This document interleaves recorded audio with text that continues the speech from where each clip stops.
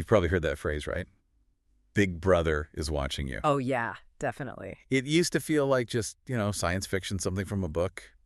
But lately, well, it feels maybe a bit too familiar. It really does. Welcome, everyone, to The Deep Dive. We're the place where we try to unpack the big ideas shaping our world. And today, we are definitely diving deep into one of the giants, George Orwell's 1984. It came out way back in 1949, but honestly, it feels startlingly prophetic. It really does. So our mission for this deep dive is to unpack its warnings. You know, the ones about total control, surveillance, losing our freedom, and see what still rings true today. Absolutely. And just to set the scene a bit, for anyone who maybe hasn't read it a long time ago, 1984 drops us into this superstate, Oceania. Right. Ruled by the party. Led by this mysterious figure, Big Brother. And they control everything. I mean, your thoughts, what you say, even what you remember. And history isn't fixed. They're constantly rewriting it. Truth is just whatever the party says it is today. It's genuinely a chilling setup. And we see it all through the eyes of Winston Smith. He's just a regular guy, pretty low ranking in the party. Right. But he rebels. Quietly, though, he starts keeping a diary, which is totally forbidden. A huge risk. A massive risk. And then he gets involved in this secret love affair. Also completely illegal. So even his personal life is an act of defiance. Exactly. And his story just immediately throws you into the horror of this place where even thinking the wrong thing, thinking it, is a crime. It makes that idea of personal freedom seem so fragile, like just an illusion almost. Utterly fragile, yeah. And that leads us right into one of the book's, most famous themes, I suppose, that constant surveillance. The loss of privacy. The telescreens. The telescreens, yeah. Orwell's invention, these devices everywhere, blasting party propaganda, but also watching you, listening, all the time. Okay, and this is where it gets, genuinely a bit unnerving for us now. Yeah. You think about those telescreens watching everything, and then you look around today. Our smartphones tracking where we go, social media figuring out what we like, AI analyzing, everything. It's a lot. It makes you ask, doesn't it? How close are we really? I mean, what stands out to you when you think about how much we're observed today compared to Orwell's vision? Well, that's a really key question. I think one difference is Big Brother imposed the surveillance talk-down. Right. No choice. Whereas today, we often give the data away ourselves, don't we? Through apps, online services. For convenience, usually. Exactly. Convenience. So that idea of consent, or maybe just the feeling of consent, makes the control feel different. Maybe less obviously oppressive than a telescreen on the wall, but still incredibly pervasive. Pervasive, yeah. And AI takes it another step, right? Not just watching, but predicting.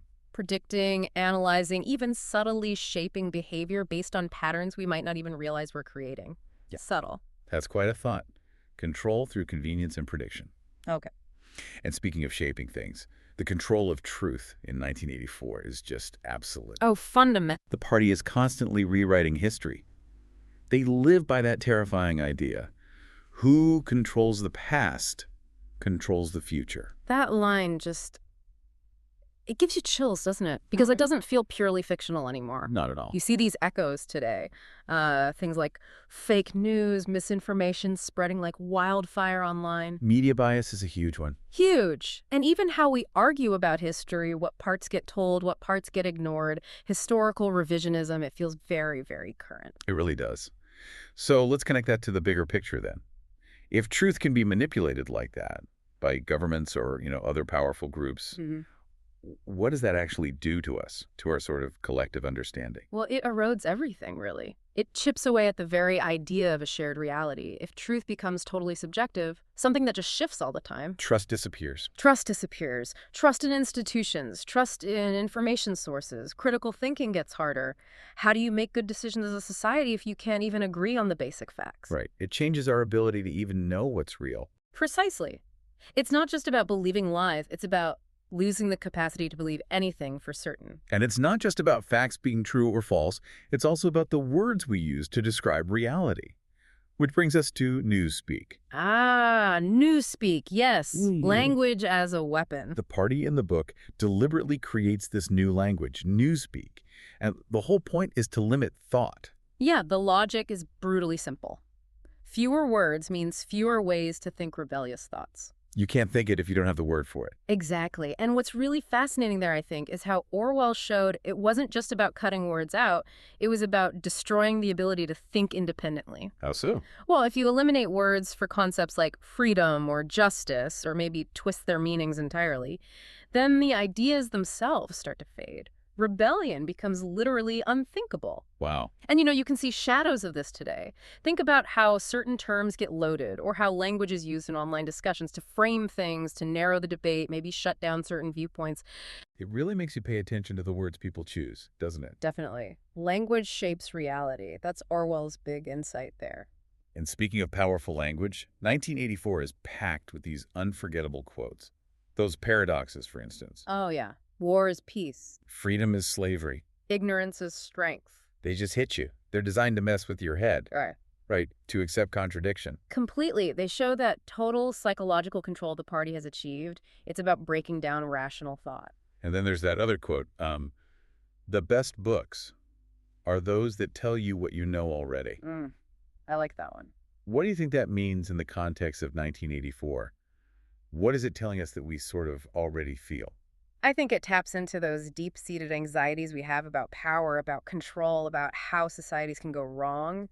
It articulates fears or observations that maybe lurk in the back of our minds. It feels true on an intuitive level. Like it's confirming something you suspected about human nature, maybe? Exactly. It holds up that mirror, like you said earlier, not just to the world, but maybe to ourselves too.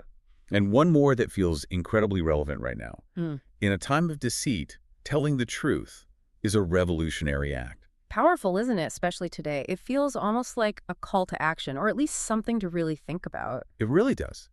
Which I guess leads us to the big question. Why is 1984 still so essential? Why keep reading it, talking about it? Well, for all the reasons we've just discussed, really, it forces the reader to ask really important questions about power, about truth, about your own freedom. It's not just abstract ideas. It feels personal. It does. And practically speaking, it helps you develop sort of a better filter. You get better at spotting propaganda, manipulation. And not just from the government, right? Oh, absolutely not. It applies just as much to, say, big tech companies, the media landscape, advertising, even sometimes, maybe uncomfortably, our own biases and assumptions. Okay, so if it helps us recognize these things, what does that mean for you listening right now? How does recognizing these themes actually empower your perspective day to day? I think it gives you a framework, a way to think critically about the fire hose of information we're all dealing with. Right. It encourages you to question narratives, to look for different viewpoints, to not just passively accept what you're told. It makes you a bit more resilient, maybe, in this information age. Resilient, I like that. So at the end of the day, 1984 isn't just a story about a horrible future. No, it's much more than that. It's like you said, a mirror. It reflects our own society's flaws, our fears. And the reason it's so terrifying is because it feels, well, possible. Parts of it feel plausible. That's the chilling part. It resonates because it taps into things that feel real or potentially real. It really is more than just a book. It's a wake-up call. Still. A wake-up call. That's a good way to put it. So maybe as we finish up this deep dive, here's something to chew on. If Orwell were writing 1984 today, right now, what aspects of our current world, or even, our own online habits or digital lives, what might he be warning us most strongly about?